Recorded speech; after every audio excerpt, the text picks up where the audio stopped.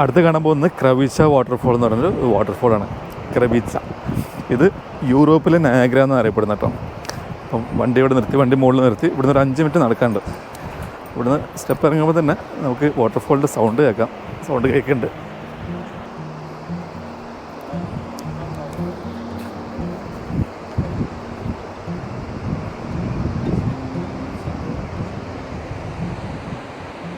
First view ആണിത്.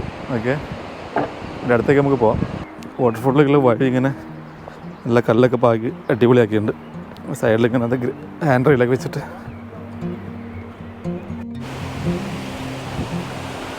ക്രവിച്ച വാട്ടർഫോളിലേക്ക് എത്തിക്കൊണ്ടിരിക്കുകയാണ്.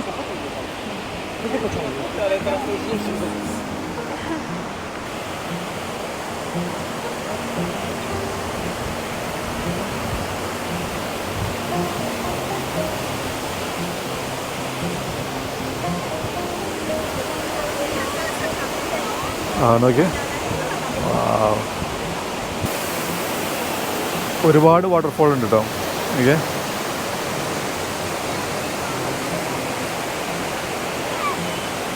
എന്ത് ഭംഗിയല്ലേ.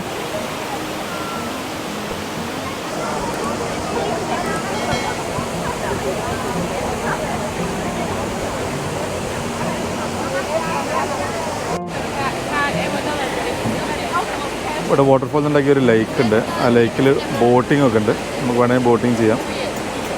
ഒരുപാട് ആൾക്ക് കുളിക്കുന്നുണ്ട് ഈ വാട്ടർഫോളിൽ. മീനുകൾ നോക്കിയ വെള്ളത്തിൽ ഉണ്ടോ. മൊസ്തറയിൽ നിന്ന് 40 കിലോമീറ്ററാണ് ഈ ക്രാവിച്ച വാട്ടർഫോളിലേക്കുള്ളത്. വാട്ടർഫോളിലെ ഏറ്റവും ഹൈറ്റ് കൂടിയ വാട്ടർഫോളിന് 25 മീറ്ററാണ് ഹൈറ്റ് ഉള്ളത്. പിന്നെ ഈ തടാകം കണ്ടില്ലേ, ഈ തടാകത്തിന് 120 മീറ്ററാണ് വീതിയുള്ളത്. ആൾക്കാർ ബോട്ട് ചെയ്യുന്നുണ്ടല്ലേ വെള്ളച്ചാട്ടത്തിൻ്റെ അടുത്ത് കൂടെ. അടിപൊളിയാവും അല്ലേ. 25 യൂറോ ആണ് ഒരു റൗണ്ട് ബോട്ടിന് പോയിട്ട് ഒരാളുടെ ചാർജ്. ഈ റീജിയനിലെ ഏറ്റവും പ്രശസ്തമായ ഒരു പിക്നിക് സ്പോട്ട് കൂടിയാണിത്. കാരണം ഒരുപാട് പേര് പിക്നിക്കിന് വരുന്നുണ്ട് ഇവിടെ. ഒരുപാട് റെസ്റ്റോറൻറ്റുകളുണ്ട്. ഒരു പ്രൈവറ്റ് വ്യക്തിയുടെ പേരിലാണ് കേട്ടോ ഈ വാട്ടർഫോൾ ഉള്ളത്.